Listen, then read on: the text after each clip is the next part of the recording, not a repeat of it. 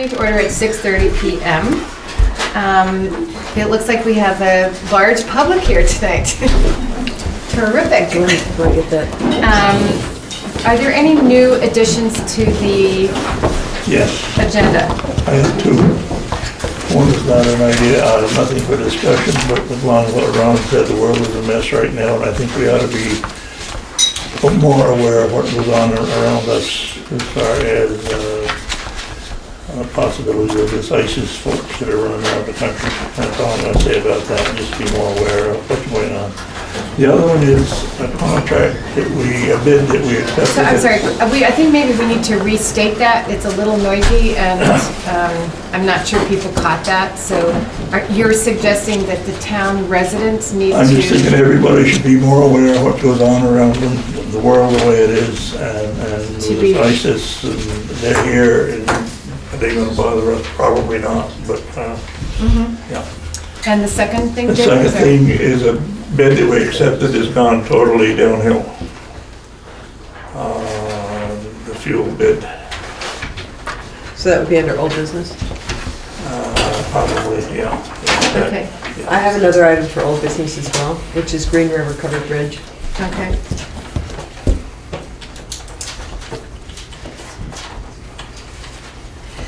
The first item on our agenda is to approve the minutes of November 9th. November 9th? Yes. November 9th, yes. 2015. Has everybody had a chance to read them? So Dick, you move to approve? Second. Troy, second. Any discussion?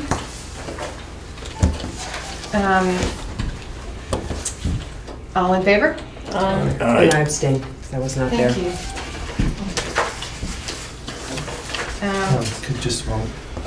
Does someone have a phone or something on? It's just. I'll just shut mine off. It's really. So I think this is the copy. Do you have multiple copies, or should I have one copy for everyone to sign. Okay, great.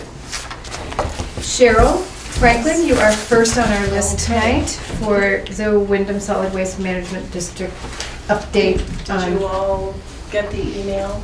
Yes. Were there any questions or so with the? I mean, did you all print it out, or do you have questions? I do have some extra. I would like an extra. I do not have it. If you have extras, Cheryl, thank you. That's the one that was voted on at the board meeting. Which one is that? Which one is that? The one that's the 457. The existing, yes, the existing. The existing operations with proposed revenue. It was voted on At the, not the no MRF, yes. no trucking, no CC. Yes. there was numerous budgets asked Troy. They went round and round, so we got totally confused. The one that was brought forth by the Finance Committee was the existing operations with proposed revenue. So that was the one that they brought forth to the whole board. I did bring up some reservations at the last board meeting. One of them being that the district doesn't have liquid assets as a cushion that they have in past years, and part of the proposed budget with these under the existing operations have some presumptions, as Troy knows. They are going to work with less people in the MRF than they ever have before, which they've only, as of the last board meeting, they'd only been like that for a week. So we're not sure How that's going to how impact. that's going to work. So fewer personnel? Yes. So they're hoping that as of the December board meeting, they'll have a better idea of if that's feasible. But still, it'll only be like a month. The other part of it was revenue. They're hoping to take recyclables from non-member towns, being Hillsborough and White River Junction, Last we knew, White River Junction had backed out. Then they came back with an alternate idea. It's still in the works as of the last board meeting. There's still no contracts with either Hillsborough or White River Junction Post Office.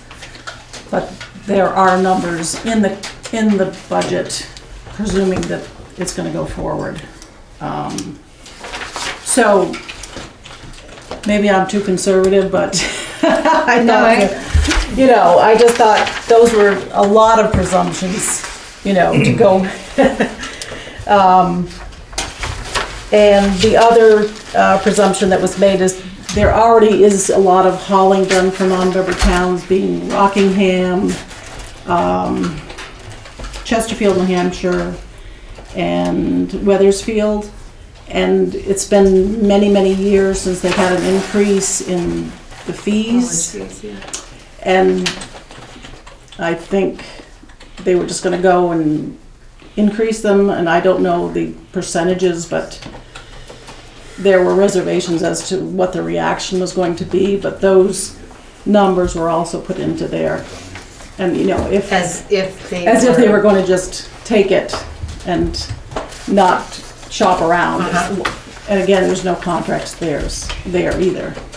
So anyways, those are the budget. That's the budget that's been presented. It looks great because it does give, you know, everyone a reduced assessment. I think it's like a $900 reduction in each quarterly payment for Guilford. So if all of those presumptions come through, it's great. I hope they do. But that's... May I ask a couple questions? Sure. So I did notice that the approved for fiscal year 16 of recycled materials is 548,000. Yes. And how are they on track to realize that for fiscal year 2016? Well, should I be asking that question, Troy? Because it's... Last year, well, the fiscal year that just ended June 30th, 2015, we ended up in the red 104,000, give or take. And that's, again, why I had reservations of like playing it so close to the, you know, to the wire with no cushion. Because if you look at our... your history. Right, and if you look at the, you know, the liquid assets, there's no, this was our chairman of the board asked for this to be prepared by the finance person. Do we have that sheet? No, I don't think so. This was just something that he asked, and if you look at it, the liquid assets, there's the cushion's gone. So it was there before, but now with the last year being in the red 104,000, give or take, that's gone. So the reason they proposed 454 for FY17 is maybe an effort to be more realistic, or is it something else? I think that they're realizing that the markets are down. Yeah. And so I think that's... The market's really down on everything. Right. Yeah. When we was there 2 weeks ago, they was getting, what'd they say, 110 per scrap? For scrap metals. They got 35 Yeah, a ton? 35. That's how much it dropped for steel, for scrap? Yeah, and those are for your... And now they're not even recycling the 3 through 8s because there's no money in it. Right. It's going right in the trash. Plastics, yeah, so... Yeah. So, you know, it's... A lot of it's played on the market, and unfortunately, I mean, I don't know if this will fly or not. I mean, I really have a lot of reservations, and Well, it's the budget they're presenting us with. Right. And I think perhaps one of the concerns, what if the facility doesn't stay solvent, right? That's what. Well, my question at the end of one of these meetings to the chairman of the board and one other person said, well, what if this budget gets passed and we see as we continue through the year that, you know, we're more and more in the red? They said we'll be forced to shut down. that was their words. That was their answer to me. They said there's... So, or is the suggestion that perhaps Guilford needs to be looking at alternate resources? Well, I would hope, when I was asking the questions, you know, based on what I just told you were my reservations, the chairman of the finance committee said, well, if we go with this budget under existing operations, there's more wiggle room than if we go with the closing the MRF. Yeah. So Okay, I was wondering why they that, didn't pursue that. so he's saying, if I'm understanding him correctly, is that then there are more options to, you know, backpedal, to change the direction. If we, you know, because obviously we're gonna watch it each month, and if things start to go in the red, then there are things that we can do to stop that, to curtail that. Without Without hopefully closing the doors. Right. So are we being asked to, at this point, just be aware of this budget or approve it? Well, you can, did you get the letter that was sent out So from? today. I'm This sorry, letter, we just got it today. Oh, okay. And shall I read it to people or?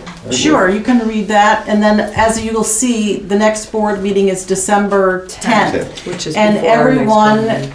not just the select board, but anyone in the community of the 19 member towns can send comments, questions, whatever, over to the district. Anything that they'd like to suggest or whatever, over there. So So- if you'd like to read the. Yeah, can I just ask you one more question? Sure. So, in your experience, is this business of, I mean, it looks like the recyclables is a big factor in the budget. Oh, hauling in sure, because recyclables. there's And always. is it cyclical or is it just on a downward trend overall? Because I know other towns have their recycling facilities are like enterprise facilities for the town budget. I don't know if you'd call it cyclical, it's more up and down, and no one knows. I mean, it's not like you can say the fall is up, the spring is down, it's, you know, it's not like that. It's markets. It's like- Unpredictable. Yeah, it's very unpredictable. You can't really plan on anything. I mean, it's like watching the oil industry, you know? It can go up one year and down, you know, or. So, in my best reading voice, this is the letter we got from Robert Spencer, Executive Director of Wyndham Solid Waste Management District today. Dear Select Board Chair, at its November 12th, 2015 meeting, the Wyndham Solid Waste Management District Board of Supervisors voted to recommend the attached fiscal year 2017 budget for review by our 19 member towns prior to the public hearing on December 10th. This budget is based on a decision to maintain the operation of our dual-stream materials recycling facility, MRF, despite increasing pressure to convert to a single-stream recycling system. This 5% decrease in total expenditures results in an 11% decrease in the assessments to each town, as shown in the enclosed budget and annual assessment. As many of you know, WSWMD processes and market recyclable commodities at our MRF, and total revenue can vary significantly each year. The decrease in assessment is primarily due to an increase in revenue from out-of-district town recyclable material, as well as a tightening of expenses and improved efficiencies in operation. A public hearing on the proposed budget has been scheduled for Thursday, December 10th, 2015 at the district offices at 327 Old Ferry Road at 6 p.m. I encourage select boards to review this budget with their district supervisors and send comments in writing by email or letter, which will be entered into the record at the public hearing. If you have any questions or would like me to meet with your board, please contact me at director@Wyndham Solid Waste or by calling the office. So, and this will be here in our office for people to look at. Cheryl, thank you. Just as one other note, so that means that our assessment would go down by $3,387 in the year, if that Now, works. my question to the board is, how do we want Cheryl to vote on this?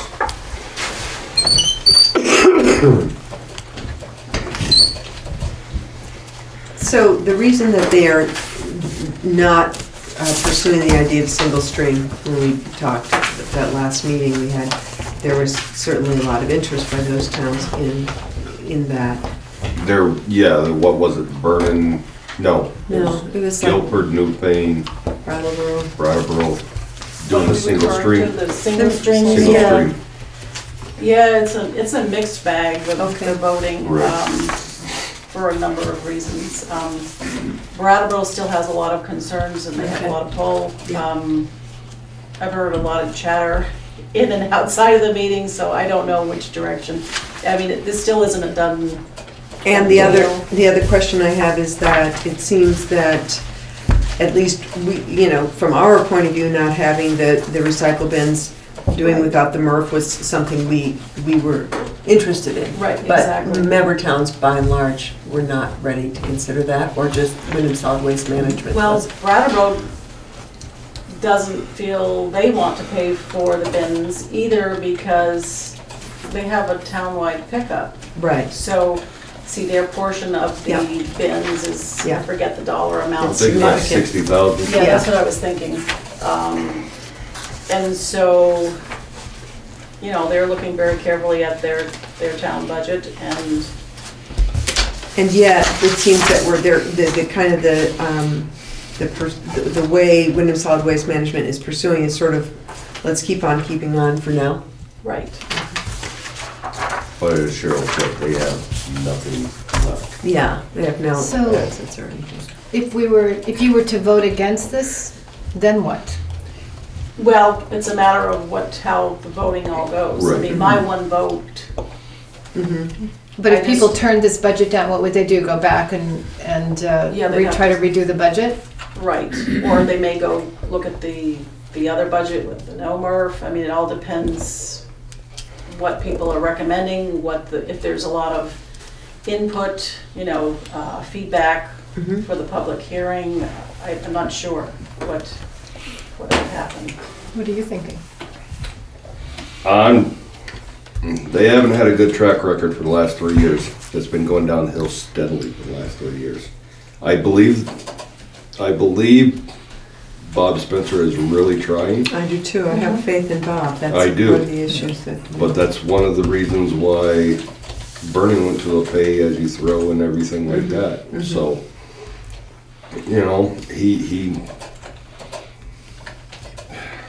I'm just afraid what's gonna happen.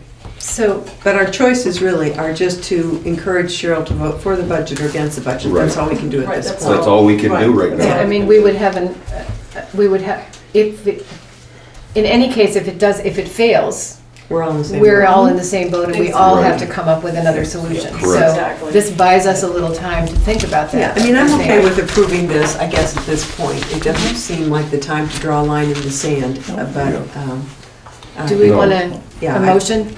I'd make a motion to, in spite of the reservations that I just expressed, I would make a motion to advise Cheryl to vote in favor of the budget. Second? Second that reservations myself. So the reservations were expressed. Well, I would say the motion that she vote for the best interest of the town, and I guess that would be the same thing as what you said. Yeah. And that kind of leaves it wide open, though. Yeah. That's not really. So my motion was to vote to approve the Okay, budget. so what I mean, what if I go back in December and we get a report that a lot of my reservations didn't go in a positive way, then what's the best interest of the town? Yeah. You know what I'm saying? Yeah, that's why I think, I mean, my motion, just to clarify, my motion was, I have reservations, but I would vote to encourage you to approve the budget. This You know, budget, I guess, I'm not sure what other options we have at this point. Troy, you think not? I don't think this budget, I don't know. I mean, I think know they're what gonna you're come saying. back. I'm really afraid because the budget, 2 weeks before this, it went from a 17% decrease to 11% decrease. So you're afraid it's really. They don't have two contracts. They're Yeah. going on assumption, Gotcha. all right? They've cut back a lot on the MRF and stuff like that, but yet they brought Bob Spencer on for another day there, but cut back on a lot of things. So what would your recommendation be? You've been to a lot of these meetings. I would go to approve this budget, but if it changes from this, I see. Well, that was my Yeah. motion ultimately. Yeah. So can I ask Cheryl, like, let's say this budget gets approved by the entire board, not our board, the Wyndham Right. Solid Waste Management Board. What happens if suddenly Hillsborough and White River Junction say no way? I mean, what leeway does the board have? Well, those were my reservations at the November board meeting. I'm like, and I went to all of the finance meetings, and not all of the board, unfortunately, shows up. goes to all of those. So I wanted the whole board to be aware of where all these numbers were coming from, sort of. But it still passed anyways. So there's no, I mean, so there's no, like, we're stuck with this budget, too bad, so sad for us, and then we yeah, end so, up having to make up a difference or yeah, close? That's it. I said, That's the kicker. that's. Yeah, because we're all in that Because target. that's the problem, you're going on these assumptions and they're so far out into the future, and a lot of this hasn't been, set up yet. And it seems like there's not a cushion provided anymore, so that No, if there one, isn't. maybe one of the contracts fell through, maybe it wouldn't be too bad if there was a Exactly. cushion to fall back on, but right now, But none of this it's has a- been worked on yet, and hopefully it will have been by the time we have our December You're gonna, meeting. you're gonna vote December 10th regardless. Yes, I believe that's the plan. and it's gonna be a vote on this proposal regardless. I mean, Yes. or could it change depending on what happens at the public hearing? Or- Right, and- yes, exactly. So this may or may not be the vote you're taking. Exactly, I don't know. So I don't even know that we're in a position Yeah. to Make a motion. I don't really know. I think we just stay informed and, Okay, good luck with that. okay. Will we have a meeting before? I'll be sick. No, we don't. No, we don't. Are you December gonna come, Troy? I'll be there on the Okay. 10th. December 4th, that's why I was worried. Kind of putting her on the Alright, spot. so- Well, it's a tough situation. We could say we would vote, as my original motion on the table was to encourage her to approve this budget as it is. Okay. Unless Unless we get some information there's that's detrimental to this budget, then maybe? Or- Yeah, that's the unless part, that I don't know if the motion makes any sense or if making a vote makes any sense with so Right, many so- movable targets. I don't know. That's But I think it. you understand the concerns, Where you're coming and from, people share yes. your concerns, and Yes. that you can represent that to the Wyndham Solid Waste Okay, Board. I And think I hear where you're coming from. Yeah. Because I think you're coming from the same place that I am and what I shared with the whole board Yeah. at the November meeting, so, all right. Thank you, Cheryl. Thank you, Cheryl. Do we have to rescind the motion? So that was my question, is that So the motion was She rescinded? I'll rescinded. rescind my Okay. motion Okay. because I think it's just too fluid a situation to ask her to do something rather than ask at this point, I think. So, the next on the agenda is Michelle Frehsee of the Planning Commission to discuss the Algiers Village Center designation renewal. Yeah, please. I haven't signed in. I am here. What's it called? Algiers what? Algiers Village Center Renewal. designation. Center renewing, right? designation It's just renewal. renewal, yes. Yeah.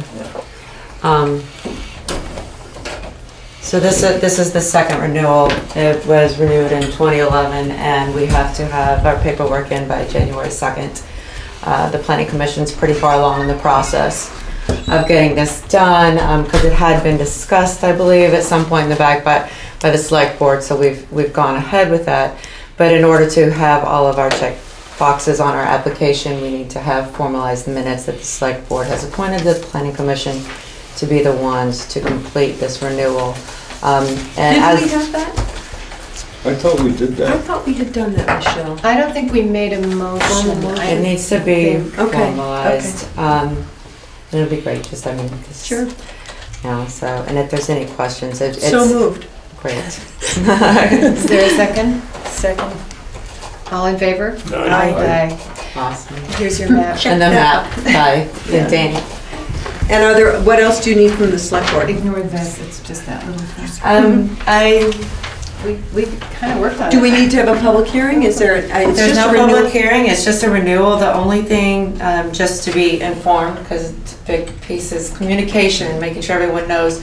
A large part of the application is updating the map of the center. So the planning commission, we met on Friday, and Sheila got some information from Danny to update a road, but just being able to make sure we mark which places are mixed-use buildings, commercial, residential. The outline, the boundary doesn't change at all, but we want to make sure that we keep up with any changes that have happened in the last 5 years, so we can enunciate them to the board and keep solid records ourselves. Beyond that piece, the only other thing in the application is a brief statement of everything that's transpired in Algiers Village since 2011. So we've gathered all of that, right? Thank you, yes. Between that, information has been forwarded on. I'm going to work on that cover letter for that. Jeff Nugent's going to finalize this. We're going to send it to Richard Amore to look over everything prior to the deadline so that we know it's all good. And Thank you. Great. we're all Thank you. set. I'll send you Chris, actually. We did. Unanimous. Jared just stepped out, right? Yeah, I think he's on the phone. I have visual aids for you, though. So we can send those that way. This is about the Guilford Fire Department. So is Jared making the presentation, or? Neil always helps. Neil? Yeah. Come on. Because we could ask, oh, there he is. There he is. I like those little arrows here, crisscross arrows. It's kind of a nice little informal touch. John, do you have one of these? Right here. Jared, you're on. That's different. Who put my name on here? Thanks, Neil. Come on, chief, get right on the fire. Well, every year we go through our budget line item by line item, and we did the same this year, and we came up with some things that we went down on, like our electricity bill, because of our solar installation, different tax deals, or what is that, for legal accounting, going over our books and stuff like that. We did other methods, which saved us there. Some of the things that have gone up, gear, like we talked last year, our air packs that we've put kind of in a long drawn out deal, trying to get our packs replaced little by little instead of all at once. Where are they? Where do they show up in this?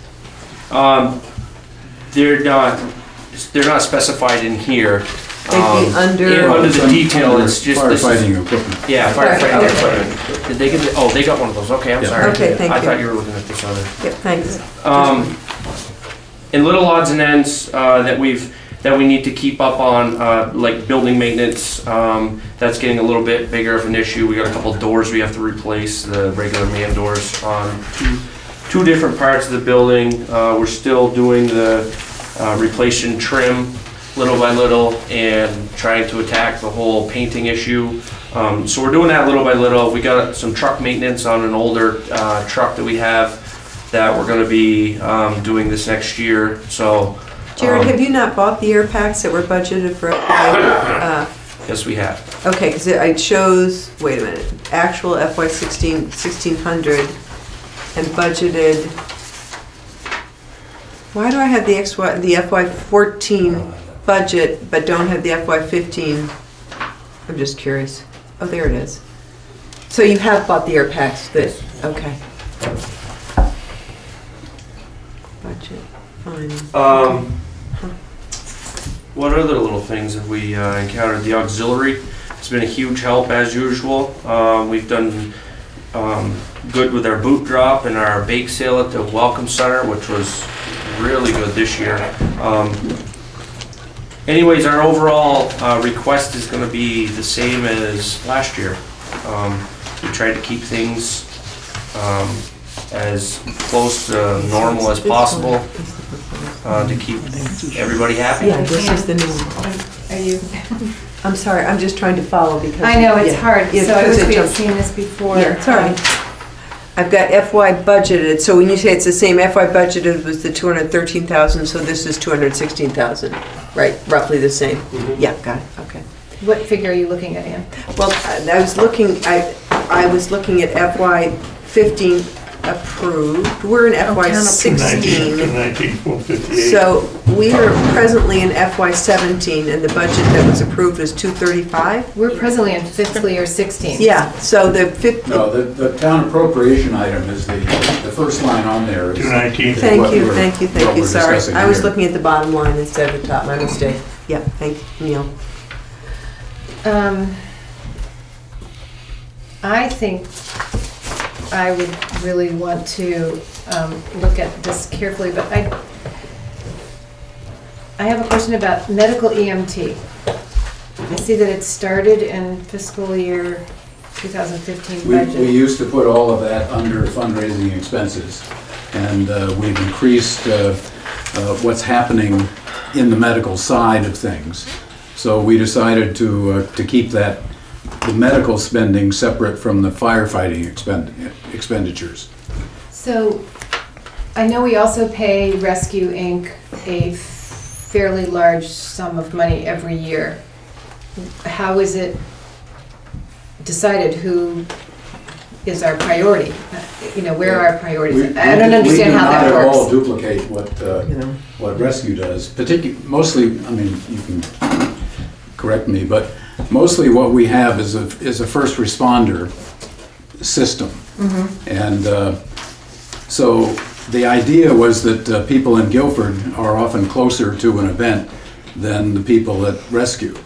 And so Rescue helped institute this change or addition to the way things work. And so the idea is we have first responders who will show up and help. Sometimes they can be the first on the scene. They have equipment to start what needs to be done, waiting for the rescue truck to show up. And then we assist our people assist the rescue. So We do everything but transport.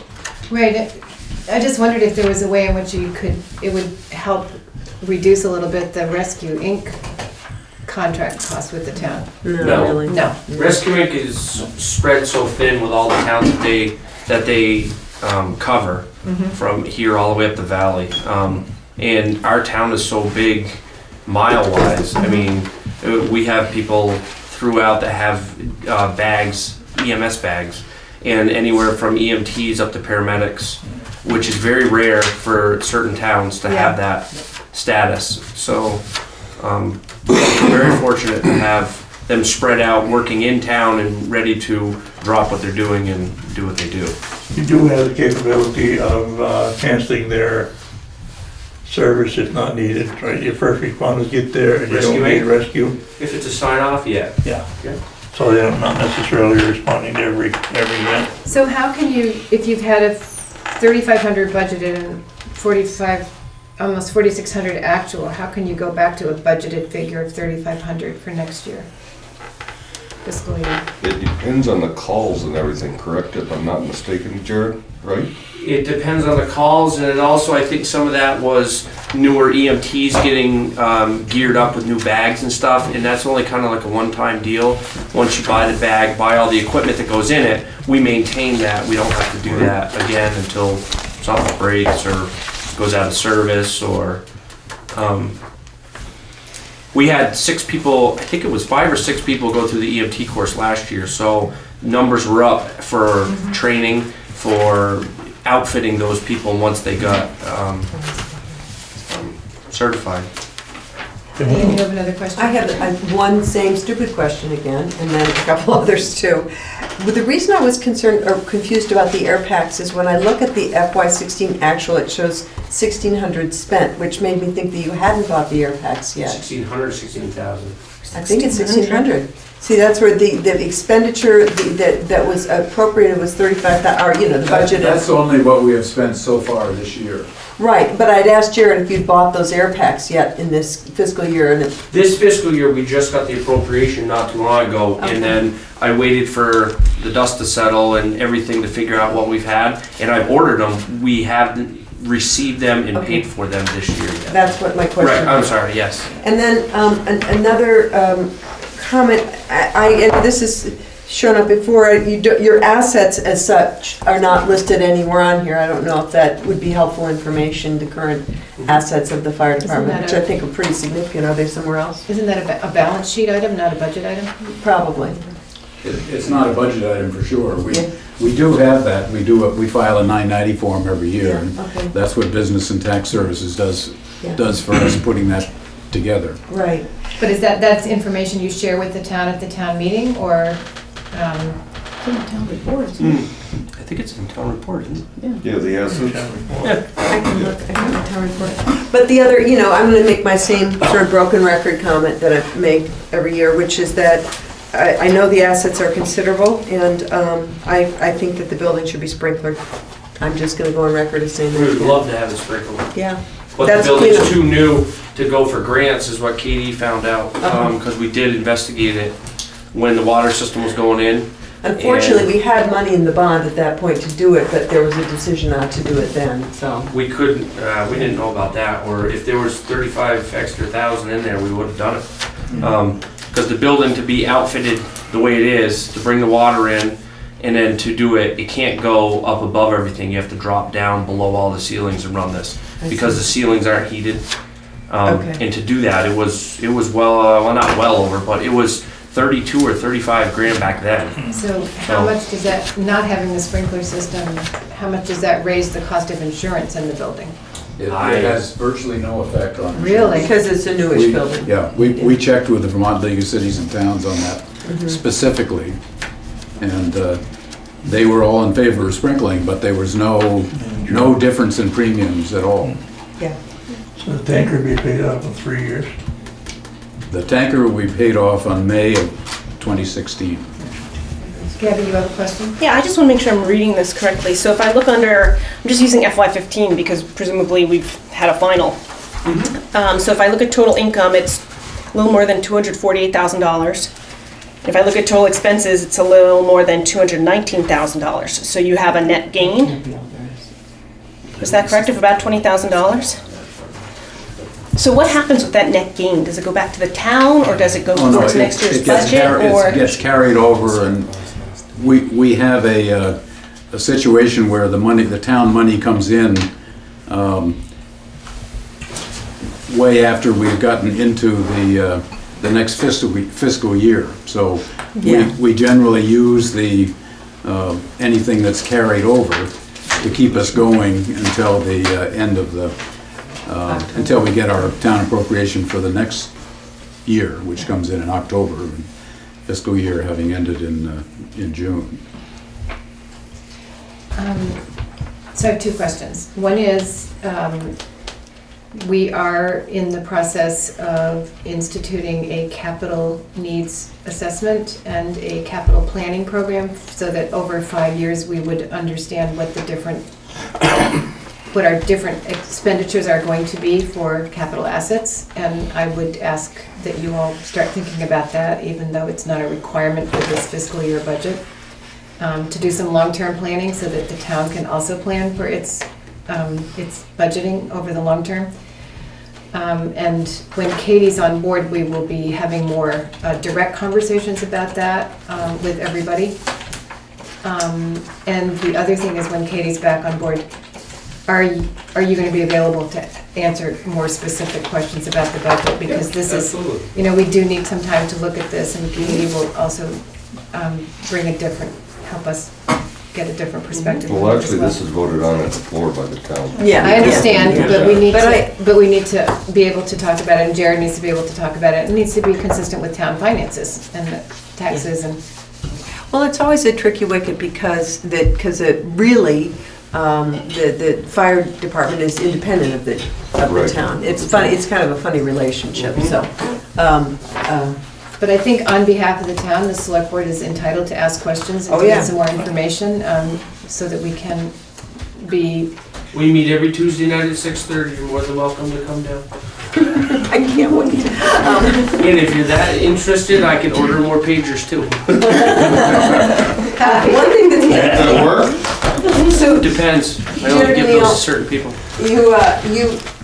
as I just looked through, oh no, I know why I'm doing that, because I'm looking at actuals versus proposed. But it looks, I see things that have gone up, but you've come in at the same amount. So where did the big cuts come? A budget, of course, is only a guess. Got it, understood. And so we try to, when we discuss it all, why was it higher that time? And as Jared said, this one time it was extra people coming in that were not going to be coming in the next fiscal year. So we just try to guess. We're a little bit flexible so that if we need some extra money to pay Scott Pax at a particular time, it'll come out of the overall funds that we have, and so we may skimp on something that's going down. So, unlike school budgets, I think we can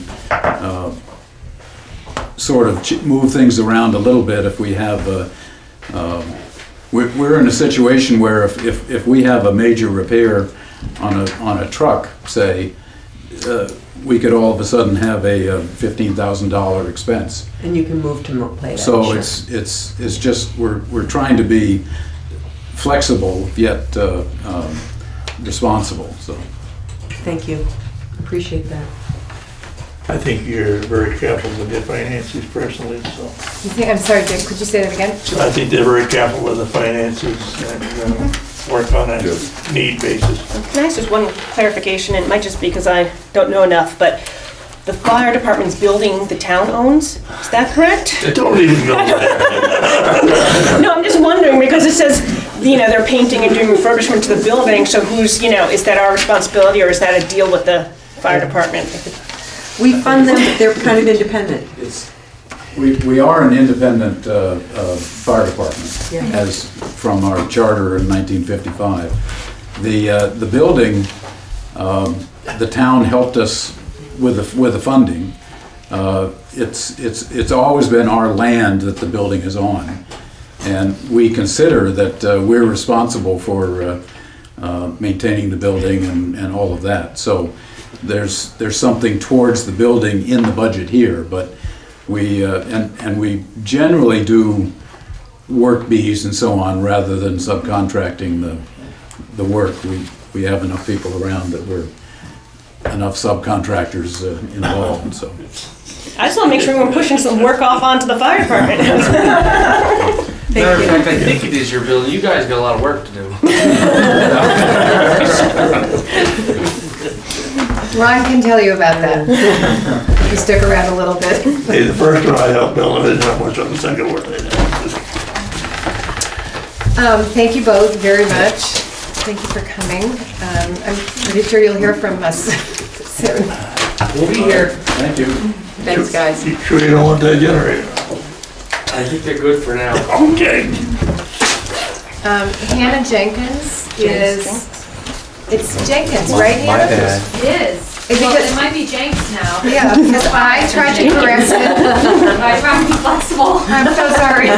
It's my bad, Hannah. Now you know who to shoot. No, I started it. So then I was like, no, it's a Hannah Jenkins, is going to talk to us about Food Connects. And you did send an email this afternoon. I was not able to even open up the attachment. That's fine. So, yeah, it's hard for people to get these things at the last minute and actually, Yeah, It's sorry better about to that. I listen. tend to work a little last minute, so.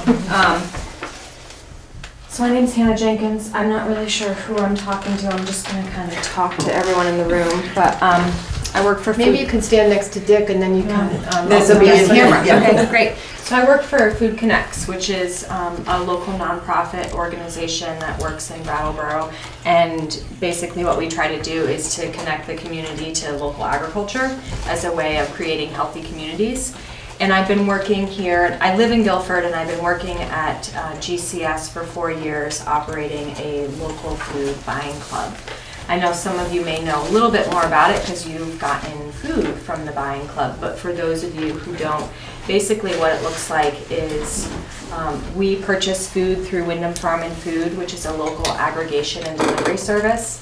What they do is they purchase, or they are under Food Connects, and they have a truck that gets bulk quantities from wholesale farmers around Wyndham County. So some of our larger farmers, and we get this food in bulk at the school, and then I work with the 6th grade class, and part of the Farm to School program, they divide it up and people in the community can place orders and purchase this food. So in the last year, 14-15, we sold close to $12,000 worth of food that was coming out of GCS. And this is our 4th year of operation. We were funded through Food Connects. Vermont Community Foundation had given us a fund, or had given us funding to start buying clubs as a way of trying to see how can we create more access to local food for people of all incomes. We've specifically tried to work with people of low income because we've identified that income levels of families can be a real barrier to local food. So that's where our focus has been, but we have really just been trying to get more local food into the outlying areas. And so I've been doing it for 4 years, and we started off with 12 families who joined the buying club, and now as of right now in the buying club, we have 37 members that are part of the buying club. And we have lost funding through VCF to operate these buying clubs. And I'm currently trying to figure out how to keep this going in Guilford because I see a huge value to this program in our community for lots of different reasons. One is that it really contributes to our community resiliency. So we're actually bringing food right here into the community where people can pick it up at Guilford School. We have 13 staff members that do the buying club. Right now we have 10 community members, and we also have a small backpack program. So we started a collaboration with the food pantry, and on a bi-weekly basis, families that want to take part get $20 worth of food. It's a mix of pantry food and also local produce, and it's sent home with the kids on the bus. And we've been funding that through service fees with the buying club. So if you're a member of the buying club, basically what it looks like is you go on, we have an online inventory, you choose what you'd like to order, and then it comes bi-weekly. And depending upon what your income is, if you qualify for 3 Squares for Vermont, you do not pay any service fee, so it's just a free program that you have access to. And then as your income goes up, you either pay a 10% or a 20% service fee to try to sustain the program. Last year we earned $1,000 in service fees through the buying club, and I'm looking to increase, the participation in the buying club. For a year, it costs bare bones $3,400. So that's what I'm trying to raise right now to sustain the buying club.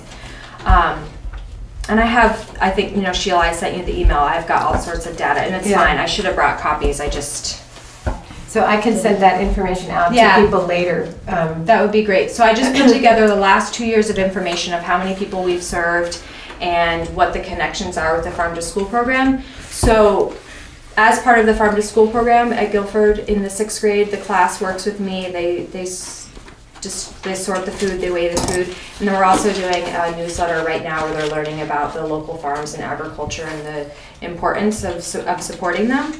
Another benefit of the buying club, which has been really wonderful, is it's created new markets for Guilford farmers. So Franklin Farm is a vendor with the buying club. We're trying to get Paul Boyd on as well with his maple syrup, and Circle Mountain. And they all sell through the buying club, so creating markets for those farms.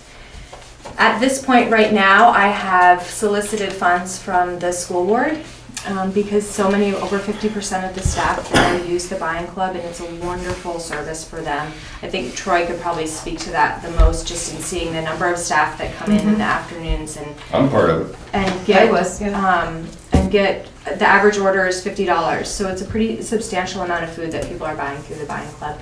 And they're able to pick it up right here at school if they're picking up their kids. If people aren't able to make it, we make arrangements so that they can come later, and really trying to make it work for people in our community. I see it as a real value in this community, and seeing people come, they connect when they're at Buying Club, they're supporting our local producers, they're supporting our economy, and they're also supporting the Farm to School program. And so I really don't want to see this program fall at the wayside because there's a small amount of funding that we need to continue to have it operate. I'm looking to have a very diverse funding stream. I feel like we've depended upon grants, and that's been wonderful because we've been able to get a system down. It's not the most efficient system. We're not a retail operation, but we make it work. It's really great because it's at the school, and so people are identifying that as a source for food. And we honestly know that that's a huge source for a lot of food of the kids in our community, is that's where they get the majority of their meals. And so it's even extending that thought of it's a place where people can connect around food. And so I'm trying to figure out how to piece it together through service fees, potentially through independent fundraising. I would love to see the town support this initiative because I do think it is so important to have someone in the town who is working on trying to create resiliency and sustainability around food issues. I know Pat Hain works a great deal with food insecurity. Right. I think it's also really important to have an advocate who is wanting to create these equitable systems that everyone can access. And so that's part of why I'm here. I know that you guys have an extremely tight budget that you work with, so I'm partially here to ask for help in brainstorming. Hannah, one thing that kind of, sorry to interrupt you, but when you said help with brainstorming, it seems to me for two reasons it would be a good idea to take out a petition to have your program included in the human services budget. Yeah. Partly, you know, a good reason to take out a petition is just by asking people to sign a petition. You're helping share information. And also by having people sign a petition, you're gaining local support. So I think, I'm not sure what you're looking for from the town, and you can figure that out. But whatever it might be, it would be a good way to approach that. And you still have plenty of time in the petition process. It's till like the third week in January, something like that. But you know, did you have a sense in mind of what you might want from the town? Ideally, I would like to, I'm trying to not ask one source to pay for the entire thing. Right. So I think it needs to be member supported. Yep. I don't know exactly what it would look like. I don't want to say a high number, I don't want to say a low number. As of right now, we're looking at $2,000 is where. The process to do is to get the petition 85 signatures, and you can stick any amount in there you want, and get up at town meeting and discuss. Share. Yeah, it's a great opportunity to share what it does as well. There's also the Human Services Appropriations Policy. Well, that's what I'd like to do. So I've seen the policy, I've read the policy on what we need to do for that. What I'm trying to figure out in all reality is what kind of support there may be from the select board in having this as a part of our town budget, is something that is supported through the town. If you get the petition, then we put it on. That's all we can do. As opposed to you're asking for us to consider putting it in line item in our budget. I think that would be setting a really kind of a big precedent to do that, because there are, you know, there are a lot of organizations that serve Guilford in a lot of ways that are local, like Guilford Cares is the one that comes readily to mind. So I would feel more comfortable, frankly, with it going through the human services and the petition process. And then how is that amount of money decided upon? It's voted at town meeting. You would have a petition say, I would request people do X number of dollars, or that we appropriate X number of dollars for this organization. You tell people about it, they sign it, then at town meeting it's voted on as a new organization. So it's again another opportunity to share about it. Okay. So there's a couple different things that I think of along those lines. I think of having Food Connects being supported, but then I also think of this as being something that is not necessarily supporting an organization that does work outside of Guilford, but this is just part of a line item that is in the Guilford budget in the same way that we consider, taking care of cemeteries or road work. That's what I'm wondering about. I understand, yeah, and I think, So I'm wondering what that advocacy line looks like, just. Yeah, sure. Because then maybe that's a conversation that we can carry on with Katie too.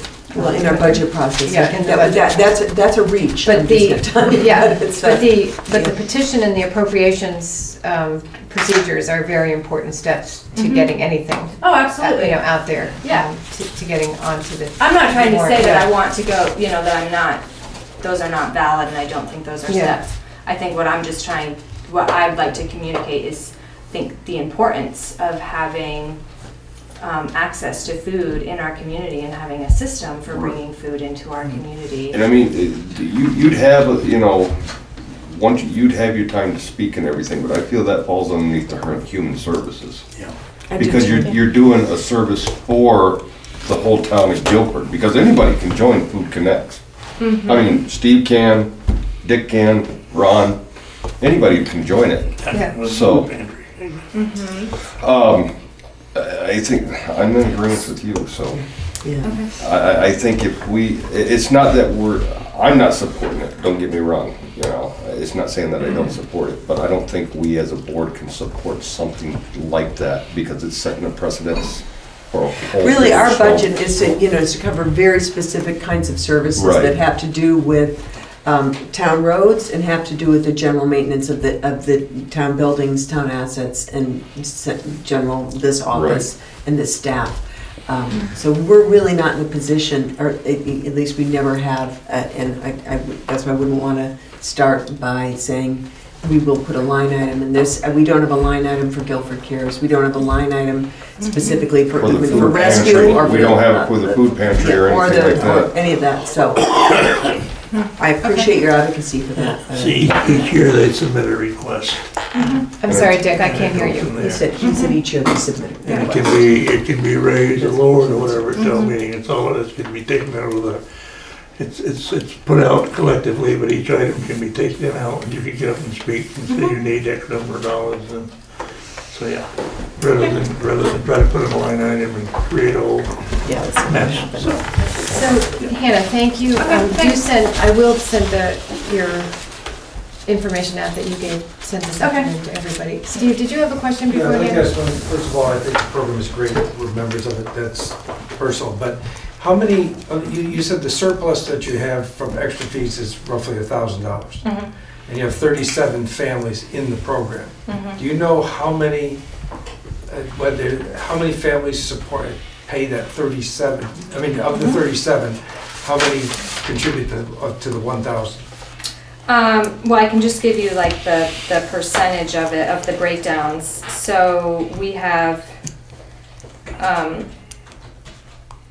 25% of members qualify for 3 Squares Vermont, so they qualify for EBT. 30% qualify for subsidized health insurance, and then 47% are above that income level. Okay, so 50% of those 37 families probably pay the 1,000. Exactly. So if you got 75 families, that'd be fantastic. you'd have $2,000, right? That's the goal. So really the issue comes up here, and I think what the select board is trying to say, and sticking to the rules as always, I think it would be very wise for you to do the petition, and I think it would be very wise for you to petition families who belong to it to speak on your behalf. Yeah. Because I think what happens right now is you've got a universe that I would guess in Guilford is higher than 37 families. Mm-hmm. And I think that one of the misunderstandings is that it's all low income. And for those of us who have vegetable gardens and grow a lot of things, but we still come down there and say, this is wonderful. That's a great supplemental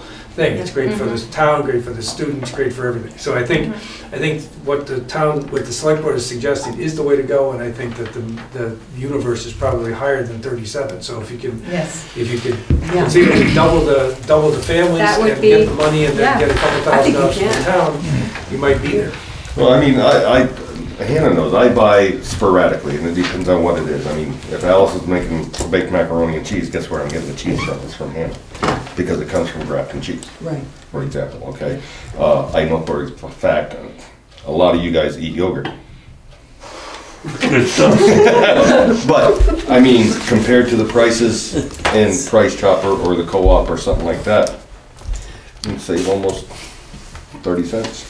Well, I'm going to say, a guilty non-member, this information is valuable for me, because as you said, Steve, I'm a vegetable farmer, I grow a lot of my own food, I don't think this way, and I don't go up to the school regularly, but having it on my radar, and I think there are probably a lot of people who would be in a very similar position. You know what, I'll send you the link. Into the schools. Yeah. Which, once people reach a certain age beyond having kids, they don't see the school very often. So there's a lot of, there are a lot of nuances here that go along with this program. It's very well run. And you are on the front porch floor, right? Oh, I've Every week? I've not Yeah. every week, but Awesome. yeah. That's what I thought. Yeah. If someone has So- an excess of veggies in the garden, do you come pick them? Dick, I'll come pick your excess veggies, as I always have. I think it's time to go to. Yes. Thank you. Thank you, Thanks, Hannah. Hannah. Thank you. Hannah, thank you so much. To SeVEDS. Hi, everybody. Hi. Thank you for You waiting. can take the same position. You must be Kristen's. Hannah, you can get the petition from the town clerk. That's who? Laura. You can get the petition from the town clerk and put it out at the Guilford store or wherever. Yeah. Okay. Thank you. Come on up, guys. So I'm sorry, you're Laura? Yes, Laura Sibilia. I work at BDCC. I'm the Director of Economic Oh, right. Development and Workforce Development. Kristen Mihalek was supposed to come with us this evening. She is our new SeVEDS coordinator at BDCC. Unfortunately, she was ill, and so fortunately for all of you, we sent her home. Yeah, thank you. So I'm sorry, will you introduce everybody here? This is Alex Beck, who is our Workforce and Education Specialist, and R.T. Brown, who is our Windham County Economic Development Program Coordinator. Great, thank you. Nice to meet you. So our purpose this evening is to give you an update on the SeVEDS activities, what we're working on, both in terms of workforce and our major grant programs that have just come in. Brought Alex to talk a little bit about that. I had a great bunch of packets that Kristen had also prepared for you, which I've not brought, which I Party will favors forward to you. next time. Yeah. And then RT is here to actually talk to you about how businesses in Guilford can access the Windham County Economic Development Program funds. So we'll try and keep this fairly brief. Right now we have, let's see, I've been keeping some notes so I can keep it brief. I think Jan Copeland, our internship coordinator, was here this summer. I don't know how much she updated you folks, but the internship program has been going gangbusters. We have to date 52 interns placed. 20% of those have been hired full-time by employers. We have about 50% of those are from the 6 colleges in that area. 50% are from colleges outside of the area. So that program continues. We're looking to get more of our manufacturers involved. So right now they're interns where? They are paid internships in Windham County. In restaurants, in grocery stores? No, they are. You name it. We have people at Full Flex. We do have people at restaurants, at grocery stores. We placed someone at Mondo Media Works, which is an online marketing company downtown. That person was hired on full time. We have people working for nonprofits, for-profits.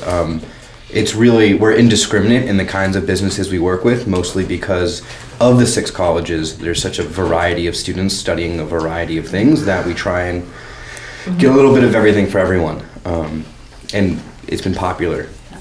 The one piece is all of the internships are paid, which we see as a great benefit both for the students. It's also a testament to the fact that our employers are really hungry for workforce. That's great. This program really came out of, bear with me if we've talked to you about this, our hiring inventory that we did in 2013. This was looking at asking our employers to look out 5 years. Who's going to be retiring? How many positions have some natural, what would we expect as natural turnover? And if I want to grow, how many positions am I going to need? And Sonex in Bellows Falls actually developed a great worksheet that a number of our businesses, 35 of our largest employers, input into that. We have very specific positions with very specific pay rates, and looked, next 5 years, we're looking at 3,000 positions just with those 35 employers that are going to need to be filled. Either new positions, retired positions, turnover, which to us has said, we need to get cracking here. We need some more people. I come from over on the western side of the county. I can tell you that the people over there, the kids in the schools over there, they have no idea that there are job opportunities in some of the larger companies here, in GS Precision or Chroma or any of these. So Alex, actually, in addition to our internship program, Alex is now working with all of our middle and high schools and starting to develop programs around career awareness and readiness, and hoping to launch a couple of programs this spring. Yeah.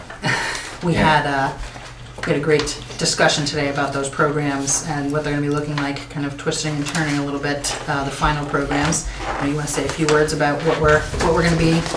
Yeah. So after we completed the hiring inventory, and learned about the kinds of jobs that were available, we also conducted a survey with all the guidance counselors and career development specialist guidance counselors mostly in the high schools and middle schools, and said, what kinds of programs do you have already that help prepare young people for their future? And so coming out of those meetings, we've really identified what's going really well in these schools, what gaps they'd like to be filled. And one of those major gaps is what we're trying to fill now, which is engaging with employers, that awareness, so that young people know not just what they want to be when they grow up, but where in Windham County can they go to do that and to be that. Because without that awareness, that's where a lot of young people get stuck. So the programs we're developing are a lot of field trips, a lot of speaker series with our local employers, and then filling in the cracks is a lot of shared skills or transferable skills, showing up on time, looking presentable, as well as, what class should I take so I can be really great at this job. So I imagine you're partnering quite a bit with the Career Center then. Yeah. So I go to all of their meetings. They convene all of their regional career development specialists. They do that bi-monthly, but I also convene both much of the same group, but also a lot of more school leadership monthly, so that this program that kind of bubbled up mostly organically and using the information that we've collected, the right people in the room were in the room to say, yeah, I think this shouldn't be an after-school program. It should be during the day, or vice versa, and to have that support of the people calling the shots, not just the service providers on the ground. So, and it's been going really well, and we've got a lot of great traction with the schools.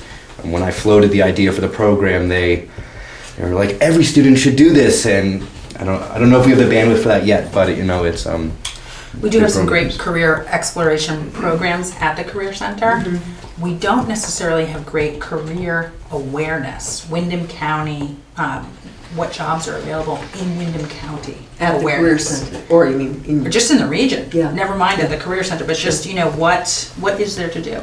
And if our kids don't know what opportunities there are, they may not like the opportunities that are here, and God bless them if they want to go and seek their fortunes elsewhere. But if they don't know what opportunities exist here, we've got zero chance of them staying. Well, we certainly hear from young people who say, "I'd love to stay, but there are no jobs." So, or I'd love to move there, Mom, but there are no jobs. Yeah. There are jobs. Yeah, there are jobs. So this program, the internship program, these are really retention, longer term programs and shorter term programs, the internship program. Alex also coordinates, we've got a newly formed regional steering committee for our young professionals.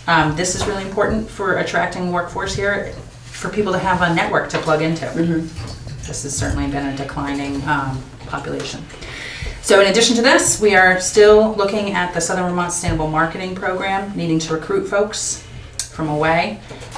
We are trying to get some traction to get that implemented. This is a program that was put together with flood recovery funds with Windham and Bennington County, and we've applied for funding. We actually applied for original Windham County Economic Development Program funding to implement that program, and we're unsuccessful in acquiring funds. We're still going because our employers are really looking for a coordinated recruitment effort. So in terms of our workforce, in a very big picture way, those are the things we're working on. We have a pretty cool workforce map that Kristen printed out for all of you and is sitting on the desk back there, which I'll send to all of you. In addition to that, we have green building economy cluster development we're working on right now, as well as a Southern Vermont Business Accelerator and a tri-state region SeVEDS alignment. And these are funded with funds from the EDA. Sorry, SeVEDS alignment? Sorry. Comprehensive Economic Development Strategy, which is a federally prescribed process for developing a regional plan to grow your economy. So the 3 states obviously be New Hampshire, Mass, and Vermont. It's the 3 regions, yes. So Franklin, Cheshire, and Wyndham all have SeVEDS. The feds have asked us with the Vermont Yankee closure for us to look at if there are opportunities within all 3 of our SeVEDS for us to collaborate on workforce issues. So we'll be doing that as part of this big project. The other funding for these projects has come from the Windham County Economic Development Program. No funding for the Tri-State project has come from there. So in addition to the SeVEDS alignment, we've got the green building economy cluster development. What that is basically is we have a number of assets in the region, knowledge assets, around green building, technology, innovation, entrepreneurship, building green, the Earth Institute, there's a number of them, including over the Franklin and Cheshire County. So looking at if we connect these assets, what opportunities are there for smaller businesses to perhaps form out of here? What opportunity is there for us to develop a center of excellence in this region, to be known for green building, technology, innovation?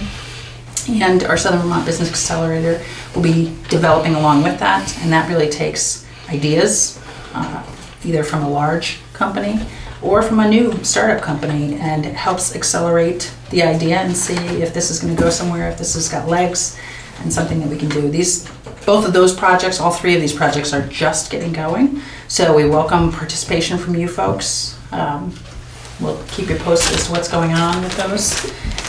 And I think that's that. Just for the point of people watching, can you tell people what SeVED stands for? Yes, SeVEDS is Southeastern Vermont Economic Development Strategies, and it is affiliated with the Brattleboro Development Credit Corporation. We all work for the Brattleboro Development Credit Corporation. Some of us work, all of us actually work on the SeVEDS mission, as well as the Do you share a board? Is there one board? There's 2 boards. Okay. 2 boards. Much to the consternation of our executive director, but. And how closely do you work? I mean, I think obviously of the town of Brattleboro, with Peter Elwell, with town management. How much interaction do you have with them? Quite a bit, I would say, on a bunch of different levels, depending. Right now, in addition to the SeVEDS activity, we've got Windham County Peter's on the board program that I administer. So. We are doing municipal updates throughout the region. We are going out and asking towns to warn us as a separate town warning item at $3 per population. Per population. That's I believe it's 6,300 in Guilford. I'm sure you're going to tell me that we need to petition. We would. And I think Krista may have the forms already, but that has been a stumbling block for us, petitioning. Understood. You're working in a lot of towns. Yes. So there is a small business task force in Guilford that is working to figure out ways of strengthening the economy in this particular town. So you might want to connect with some people on that. We probably want to assemble them with our team. 2 of them are sitting here. Gabby and me. Oh, okay. Well, hello. So, but that may be a way to get through to the warrant and stuff like that, just to have a discussion with that particular task force. Just as an end to that discussion, and again, if we need to petition, we will. But our workforce efforts are entirely funded by the municipal support that we've received. And so they can vary. Yeah, understood. I know. So. I'll just say 2 minutes about so my name is R.T. Brown. I'm the Wyndham County Economic Development Program Project Manager. Otherwise known as the Vermont Yankee Funds. It's a vehicle for economic development in that businesses can obtain very low interest loans for either capital equipment, real estate, or working capital. Nonprofits can receive a grant for the purpose of economic development activities. The program overview is in front of you. My contact information is on the back, so if you have any comments or questions, please feel free to reach out to me, and I will understand a little bit more about this business development. RT does sit across the hall from me about 2 feet away. So I'd be happy to meet with community groups, or if you know of a business that's expanding and can't quite figure out where to get the funds to either get that new building or a piece of equipment. I'd be more than happy to chat with them to see if they qualify for the program. Thank you all very much. Thank you for having us. The update and for the information. And for your continued work in this area. Yeah. We will send you all the materials that we had prepared for you. I left some business cards, and if you don't want them, hand them to someone between the ages of 21 and 45. tell them to, but not 46. We very loosely define young professionals, but always looking to find new places in town to host meetings and to new people to recruit. So, thank you.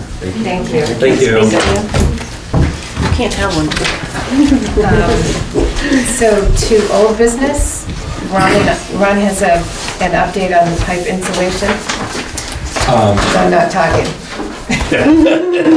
She can't talk because she was up there and got a bunch of insulation in her throat. Oh, okay. Yeah. But actually, we only spent $155. Sheila came and helped me. We took about an hour and a half, probably. We got the insulation around. Doesn't count the time we took to go get masks because we couldn't bring it up there. Yeah, but thankfully they were just down the road a piece. I was up there today. I turned on all the heat to get the hot water run through the pipes.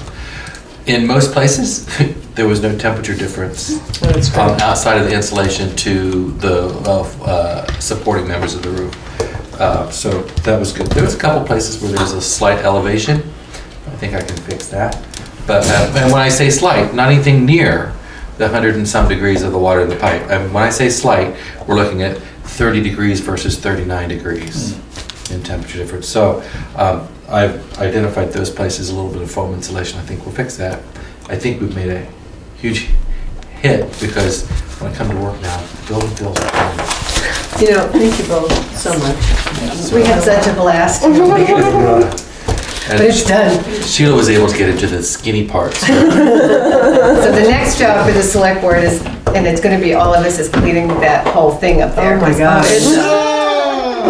We'll just have another fun time, probably not in the dead of winter. Shredder, shredder.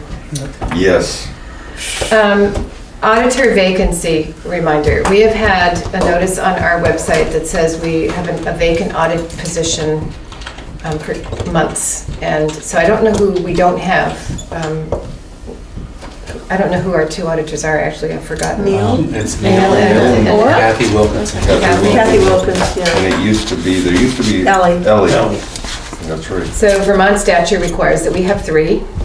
It requires us to appoint an auditor if we do not have one, and then somebody would hopefully stand for election at the town meeting. And I'm assuming we've talked with Neil and Kathy to pick their brains and see, if they have. I have done nothing. I just went to this workshop last week, noticed that we have this, noticed that there are conditions under which it is reasonable for a town not to have the auditors.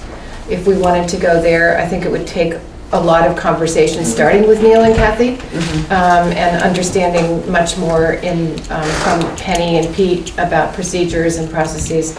So I'm not even beginning to make a recommendation. I just think that we need to decide what our next step is and do it. Because we do need, right now we need an auditor until we decide that we don't.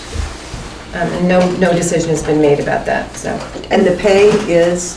The annual cost to the town for auditors is $2,500. That's the budget line for auditors. So do we have any sense of what they make per hour? They even have, I think, per hour Hourly rate, basis, yeah, I can't remember. No, I think they divide it up. I think it's, Pretty much a volunteer thing. yeah, it's basically an elected position. And, Yeah. It is, if the position is filled in the way in which it's supposed to be, it can be a time-consuming position. Right. I'm not sure that that's what happens here. I don't know anything about it, so I'd like to hear thoughts on next steps.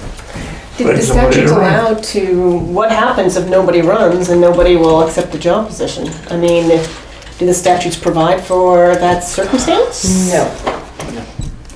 But we're not gonna get fined, for example, or something like that? No.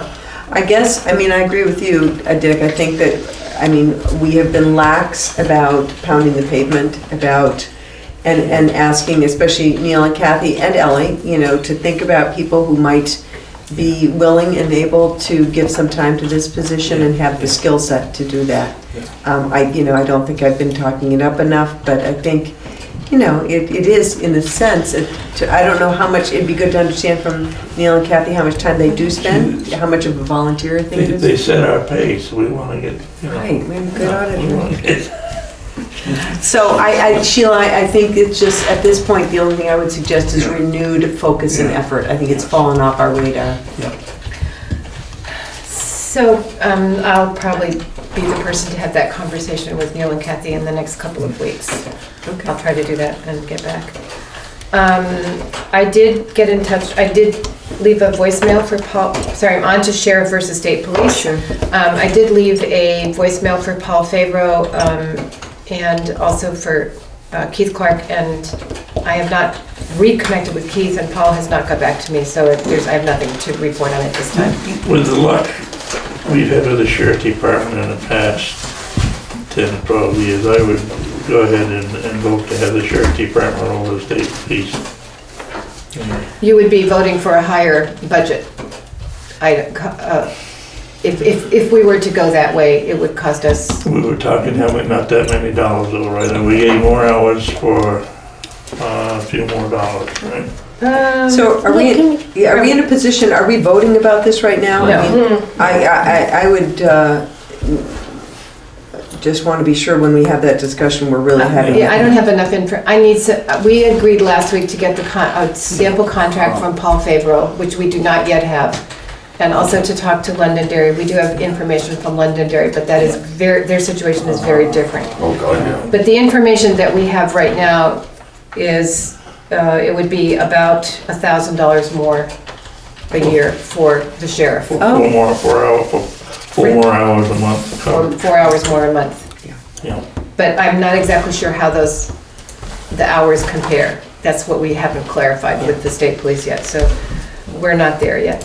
So other old business? Other old business was Dick wanted to talk about our fuel issue. Mm-hmm. Yes, we had a proposal for, I believe it was I'm gonna round things off, for $295, and we had to go out for bid, if you recall, and the bid came in at $298. From whom? Coda and Coda or Barrows? Coda and Coda made a proposal for $295. King Gas put in a bid for $298. And I had some questions about King Gas's reliability. If you want to look at that circle, that's what they paid for the last fuel. That's weird. This is coming from, and why is What do you mean this is coming through warrants? Where is this? Yeah, I'm sorry, Dick, are you? The bid was $298 for the year, and the last delivery they made is $3.36. So this should be part of the inspection of the invoice and the contract. It's not. This is for the Historical Society. Wait, where'd you get that invoice from? Treasurer. Okay. I've not been aware, I haven't seen this invoice come across my desk. Yeah, it's for the Historical Society, so you probably wouldn't see it. Doesn't Pete pay for that? It's first of all, Oh. it says, No, I mean, did we do it, we must have done a prepay, Oh. because it's $0 is the amount of that, I think what Dick's circling is the amount per gallon. 356 per gallon. I don't think that we can discuss this without having information. I think we just need to ask Yeah. Pete, who pays this invoice? Treasurer for Historical Society, Out of their budget? out of their budget. And Keene Gas bid was $298. And that's, now, on their behalf, the delivery price is not always what they actually get billed, but that's what she paid. And why is the $330. treasurer not raising this with them as opposed to the select board? The treasurer of, you're saying the treasurer of the historical, Because we accepted the bid.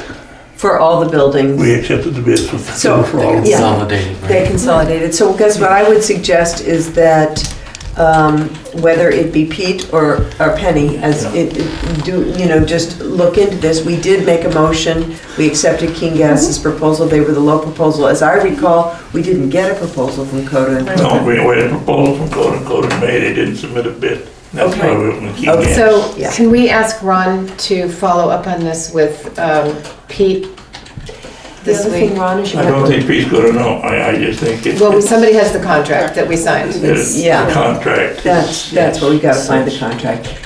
And I also think there was quite a bit of, there'll be meeting minutes evidence about this. We went around about this. But I think if they're charging us more than they agreed to, it should be investigated. Do you recall I had questions about? Yeah, I remember, but I think, but regardless, we, based on what we had in front of us, we went with them at $298. If they're charging more, we need to understand that. Thank you. Can I have this? Yes. Thank you. Ann, Green River Covered Bridge, you had a... Yes, I had a conversation today with Matt Mann, who called to ask me if he was on the agenda for tonight, and I said, oops, well, we weren't actually sure. He and I had talked quite a while ago about him coming later in the year, and he thought it was tonight, I thought it was December. It doesn't matter. The fact is that he was last here in August. And he was voicing concern, if you'll recall, about the overall costs of the Green River Covered Bridge project as opposed to what we had budgeted for it.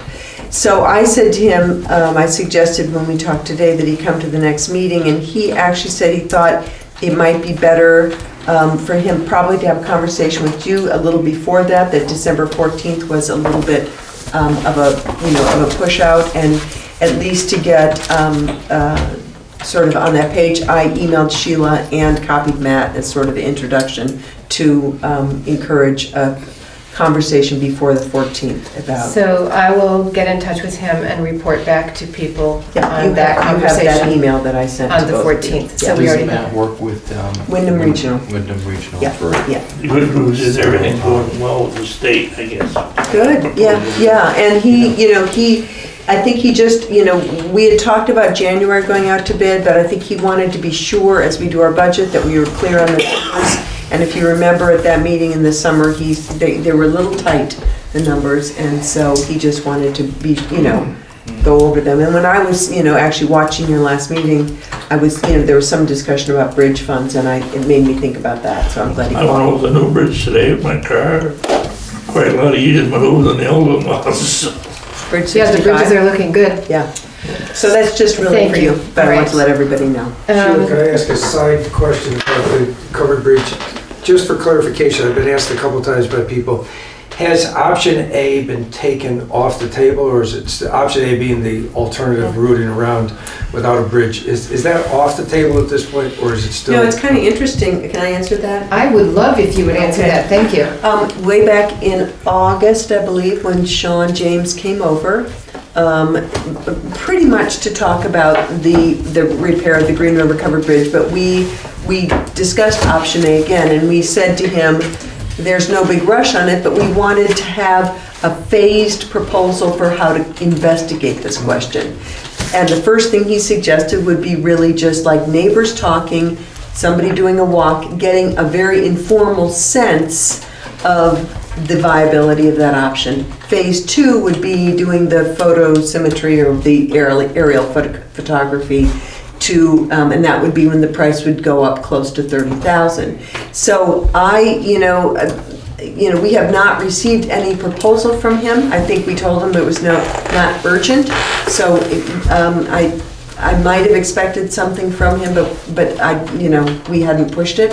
I've heard interestingly from people who have been saying, why don't we just take this off the table? And I said there were people in town who wanted it considered. We as a board felt that we ought to at least investigate the option. So, but I think what we're waiting for is a proposal from Hoyle and Tanner for what that investigation would look like. Not the actual construction of the alternative route, but what the investigation would look like. And I haven't heard clamors for it, I just heard questions about it, so just to I've clarify. heard clamors against it, but way back when, we heard a lot of clamors for it. I asked him if he would talk to the landowners first that were going to be affected and start there. And So- where that went, I don't know. But We, so Gabby and I both went to workshops this week, and President, are we going to follow up on that? Is she going to talk to Hoyle and Tanner? Because I have been the last contact with Sean James. I would be happy to email him and just talk about Sheila taking over his chair, but just saying, do you have any sense about the status of that proposal? I would do that if you'd like. Who is it that you're going to contact? Sean James is Hoyle and Tanner's guy who's been in touch with us. So I'll shoot him an email and be good to anyway. Copy me. Yep, I will. What was I just thinking? Thank you, Steve. Gabby, do you have anything to report to us on the meeting that you went to on Thursday night? Yes. It was about joint services, essentially between towns, and it was. Oh, good. It was organized and led by WRC. So Susan McMahon was there and Chris Campany. It was really well done. There were select board members, WRC reps, as well as some highway members of various towns in the region. And it's just sort of a continuation from what I understand of what was going on in the spring. And it's sort of a slow, very, nothing too fast investigation into whether it makes sense for towns to be looking into sharing equipment, maybe sharing other services. Such as, like, are you talking fire department roads or? Well, right now they're just talking about maybe road equipment. I see. But, there is apparently a meeting in Brattleboro to talk about maybe if there were towns that could share one animal control officer, for example. If that made sense, both with given insurance and given costs, that maybe it made sense if a town wanted to get their citizens certain services, does sharing make sense, and if so, how, from a practical standpoint. But they're not really jumping into anything, it's really just discussions and seeing what towns want and listening to what towns want. But I brought back some paperwork, Ron has it, it's also on WRC's website. They had an example procurement policy just for towns. And if we want to borrow equipment or lend equipment, we should have an addendum in the procurement policy, and that's in the sample.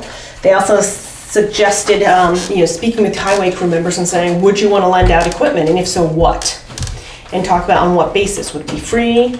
Would you charge for it? If so, how much? There's FEMA guidelines, for example. And they stressed that there should be, if you are borrowing equipment between towns, there should be an agreement and an insurance rider. There's a sample agreement, a lending policy, and a lending agreement that WRC provided. So if we do lend equipment, we should just be aware that we should have a written agreement. It shouldn't be a handshake, and that we do need to think about insurance concerns. We have, Dick, did you want to say? Along with what Gabby's saying, we do have a mutual aid agreement. Now, I don't know if that covers those items you just spoke of or not. Usually it's, the fire departments are totally out of it. If they're in a mutual aid, and you're automatically go where they call. We used to hire Vernon Grady, who would come up in the spring with their operator and grade some of Guilford roads. That's hiring as opposed to lending, right? Is that a difference? So yeah, and we would do the same. But we have this mutual aid agreement with Brattleboro, Halifax, I believe Vernon, and I believe Marlboro. But for the most part, Brattleboro would use some of our equipment. Last winter, actually, I think it was a ton truck that they used for a while. But for the most part, our towns are set up so that we all need the same equipment at the same time. Even with Irene, there was no way that we could switch the equipment back and forth and help. But there is that agreement, and it might do well to look at that a little bit closer, see what it is, and then follow up with this, yeah. And your committee in Wyndham Regional would be a logical one, because... Yes. Yeah. What is, I'm sorry, what is your committee again, Dick? Transportation, right. And was it primarily about transportation, Gabby? It was mostly about highway because that's sort of where the initial discussion started. And there is a listserv that we belong to. There's only one person allowed right now, and you can ask questions or say, I need this piece of equipment, can somebody get it for me? Or maybe, apparently it hasn't got much use, but there is a listserv that we're a part of. They're going to look into expanding it so that, the concern was that they couldn't have too many select board members on the listserv at one time because it would violate open meeting policy. I knew you were right. Oh well, I won't. So it was one administrator only, and now they're going to add one select board member and possibly one highway crew member, so that if there does need to be intertown communication, if somebody isn't a bind, or if somebody wants to jointly, buy equipment or something to that effect, they can put it on there. And you're right, I think as Dick said, there's been informal agreements that have worked well, but I think if there are pieces of equipment that are, used rarely, and my concern was just what you said, everybody's going to need the same thing at the same time, but there might be specialized stuff that you could share. I think it's great that Wyndham Regional is exploring it. We've explored it in the past. We went to a meeting up in Newfane 7,000 years ago, but I think an organization like Wyndham Regional can really have the cohesion to make something happen. And I say, I'm not sure what the policy is with the mutual aid agreement. It may cover a lot of that. We should take a look. Just to make sure we're covered in case we need to. But I think it's interesting to think about, are there ways for towns to sort of, almost band together and get better leverage somehow, especially smaller towns. So I think it's a good discussion. So you did more than just wrap pipes, you went to a meeting too? One more question about this, Gabby. Did you sense any level of enthusiasm or reticence from other towns about this, or was it more an informational? It's informational, and I think it's they're still at the information gathering stage as well, and they're really trying to hear from the towns, what do they want? Is there some piece of equipment that is really expensive that towns could share, that maybe they want to, think about developing some sort of joint purchase process or something to that effect. Nothing that was, wasn't discussed at length, but I think getting more open communication, and finding avenues where it might make sense for towns, especially small towns, to come together and work together. So yes, I did have 2 highlights in my select board role this last couple of weeks. One was up in the attic with Ron. What happens there stays there. Wrapping pipes. Please tell me you got that on camera. And the other was going to the auditor workshop. And I did not fall asleep. And I came back with a renewed appreciation for our town and for its relationships. So that's probably enough said about that. Good. Any other discussion or updates? No. Yeah, 10 after 8. Yeah, I'm quite mindful of that. So another highlight of my day today was meeting with Danny at about 7:15. He's back from his vacation. There is nothing to report on the highway front tonight. And we can move into finance. Actually, it was 7:22, so. Not that I was watching. Nothing you're a stalker. Pretty sure it was before that. Yeah, I pulled in their senior car, I backed up. I see. Are you going to talk about this when you do the... Sure, I can do that. We have payroll warrants and... You're trying to say that I need... I think it's time to move to finance because Dick has a football game to watch tonight. Oh, then let's discuss this a little later. I would like to make the following motion that we pay payroll warrant 16032 for $5,184.71. Payroll warrant 16033 for $5,946.84. expense warrant 1610 for $82,234.94. Warrant number 10DP for $449.50. For a total of warrants of $93,815.99. But with my motion, I would like to table the Blue Cross Blue Shield payment for the town employees until someone can speak to Penny about the certain individual that is on there that's paying Cobra. So I'm gonna make a suggestion. Why don't we start by doing... You want me to just do payroll? Just do payroll. And then warrant And then do DP? the warrant without that item, and then make a special motion for that item. I appreciate that, thank you. Boy, she's going to make this But there's another warrant besides, there's. Yeah. I can do We'll do that. that separately. I think Just just for second. tonight, we should break them out, given that one. Yes. Okay, so you want to, all right, I'll do each warrant individually. Okay. How about that? Thank you. I would like to make the following motion that we pay payroll of $16,032 for $5,184.71. Second. All in favor? Aye. Aye. Payroll warrant 16,033 for $5,946.84. Second. Aye. Aye. In favor? Thank you. Aye. Warrant Slow down, everybody. 10DP for $449.50. Second. Do you have that? Yes. Ann? Okay, let's slow down a little bit. No, I got the payroll. Aye. You also have this other one. All in favor? Aye. Aye. So let's pull that 449 out. That's And right. the 449 is in the same 10DP. folder. Right. Here it is, I got it right here. I gotta do some figures very fast, I'm sorry. Okay. So did we made a motion and approve that? For the DP warrant? 449.50, right?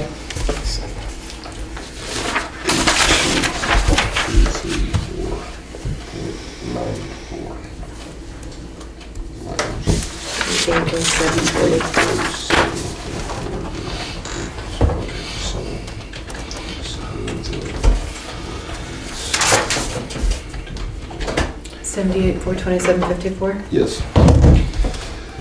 I would like to make the motion that we pay expense warrant 1610 for $78,427.54. Second. All in favor? Aye. Aye. So I'd like, do you want to make that next motion as well? I can. Okay. Who seconded that? Gabby did. Go ahead, Ann, my head's swimming. Okay, I'd like to make a motion that, we pay, you might want to help me amend this, but I'm going to start out. We pay our Blue Cross Blue Shield bill for the $3,807.40. That we receive information about the inclusion of a person who is no longer to be covered here, that we make sure that we're not paying for somebody. So exclusive of the Right. the Cobra payment. Right, exclusive of the Cobra payment, and it looks like the Cobra payment is included in that. It is. So I guess the motion I'd like to make is that pending clarification by our town treasurer, that we pay the correct amount for the Blue Cross Blue Shield, which would be $2,692.26. Thank you. Any second? Second. All in favor? Aye. Okay. That's what I was trying to get. And that's a tough one, it's just. That is a tough one. Yeah. Okay, so you made a motion to pay $38,4007 exclusive of Cobra payment, Yeah. pending For a clarification. total payment of $2,692.26. Here we go, right here. What? 2692.26. So we didn't make a motion to pay the 38. Right. No. We made a motion to pay. $2,692.26. Of that bill, of the bill. The total bill is for And that, what's the bill, what is that bill Blue called? Cross Blue Shield. Blue Cross Blue Shield. And so that one I'm leaving right on top, just so it's. There's the payrolls, those are all signed. And we're gonna sign this even though we're, Yeah, Yes. we've approved it. We amended the warrant. So the large invoices are for D&E tree removal, 1,300. David Manning, Creamery Road paving, 3,000. Greg's Auto Body Repair, 4,084. Tri-State Crack Sealing, $43,211. Vermont Something Surfacing Guardrail, Vermont Rec, yeah. $15,350, and Wyndham Solid Waste Management District Assessment of $7,327.48. I think you talked about it at the last meeting, which I watched, but where, the guardrails, are they on the? Greenland beds. Greenland beds, that's right. Okay, just double checking, Yeah. yeah, that's what I remember. Actually, it went very smooth. Yeah. We were scheduled for You did a good job. I think we were scheduled for 3 days and they did it in 2 1/4. I got lucky that somebody did bring coffee in the middle of it was cold that morning. Oh. So, no, I think it's still the sign for it. Okay, can you turn it so it's, Yep. there we go. Yeah, okay, there you go. Thank you very much. So we have communications now. Do you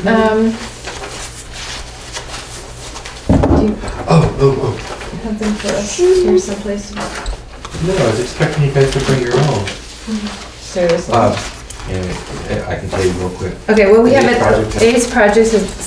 So recently the checks went out for the Human Services. We've had 2 thank yous. One was from the AIDS project and another was from SeVEDS. Both just appreciating the support from the town. And then there was an Act 250 notice regarding GS Precision's expansion. And it's just a notice, and it's there. I think they're putting in an upper story. I can't remember. They're putting in an upper story and they're adding a parking lot and some Yeah. green space. Way So- up top. Yeah. Yeah. So that's it for communications, I think. I just had one other comment. No, there was one other. Oh, no, that's not communications. Sorry. Steve Lemke was following up last week's meeting with suggested activities and proposed action timeline, and he also emailed me today and thought that he would wait to pursue this until Katie's on board. I just wanted to, the comment I made was just, again, having watched the meeting, I was impressed by Steve's, the way he's taken on this job and pretty seriously, and really grateful, not just to him, but, you know, we in this town have so many people who volunteer for big jobs and fill in big roles, and you mentioned the fire department, they're not, we've got these people, cemetery commissioners, all kinds of people who give a lot of their time to this town, but I was impressed with Steve's presentation last meeting. He did a great job. He's already followed up, and I also wrote and thanked him on behalf of the select board today, yesterday actually, just to say thank you. So we have no executive session. I'd like to make a motion to adjourn. Second. All in favor? All in favor? Thank you, everybody. I think that there are only a few of us who qualify for these cards here. Yeah, that would be Gabby and Ian. And happy Turkey Day, folks. I don't even think Ian does. Bye, Ian. Who's The meeting is adjourned. Troy.